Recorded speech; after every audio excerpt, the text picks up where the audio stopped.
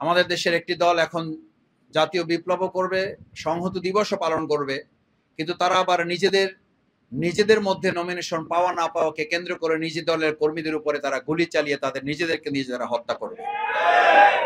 তাদের নিজেদের মধ্যে নিজেদের কোনো একটা আসনে, নিজেদের কোনো একটা ইউনিটেও তারা যদি ঐক্য বিনির্মাণ করে জাতির সামনে তুলে ধরতে পারে, তাহলেই কেবল জাতি বিশ্বাস করবে যে জাতীয় ঐক্য তাদের দ্বারা বিনির্মাণ করা সম্ভব। আজকে ৭ই নভেম্বর জাতীয় বিপ্লব ঐতিহাসিক সংহতি দিবস। এই সংহতি দিবসে মানুষের সবচেয়ে বড় প্রত্যাশা জাতির মধ্যে ঐক্য বিনির্মাণ করা। কিন্তু আমরা লক্ষ্য করছি আমাদের দেশের একটি দল এখন জাতীয় বিপ্লবও করবে, সংহতি দিবসও পালন করবে, কিন্তু তারা আবার নিজেদের মধ্যে নমিনেশন পাওয়া না পাওয়াকে কেন্দ্র করে নিজ দলের কর্মীদের উপরে তারা গুলি চালিয়ে তাদের নিজেদেরকে নিজেরা হত্যা করবে।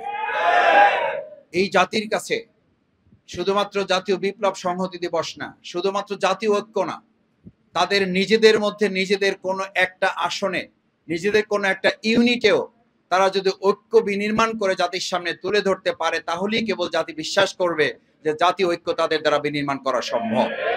সুতরাং বাংলাদেশ জামায়াত ইসলামী আগামী দিনে জাতীয় বিপ্লব এবং সংহতি দিবসের এই চেতনাকে লালন করে আমরা বিগত দিনেও যেমন সীসাডালা প্রাচীরের মতো ঐক্যবদ্ধ আন্দোলন করে এই ফ্যাসিস্ট সরকারকে পতন ঘটানো এবং দেশ থেকে জনগণকে সাথে নিয়ে বাধ্য করেছি, ঠিক একইভাবে আগামী দিনে গণভোট আদায়ে আমাদের নেতৃবৃন্দ যেভাবে কথা বলেছেন, যদি প্রয়োজন হয় আগামী 11 তারিখ শুধুমাত্র আমাদের ঢাকা মহানগরী দক্ষিণ নয়, গোটা ঢাকা মহানগরীতে লোকে লোকারণ্য করে এই সরকারকে গণভোটে বাধ্য করা হবে।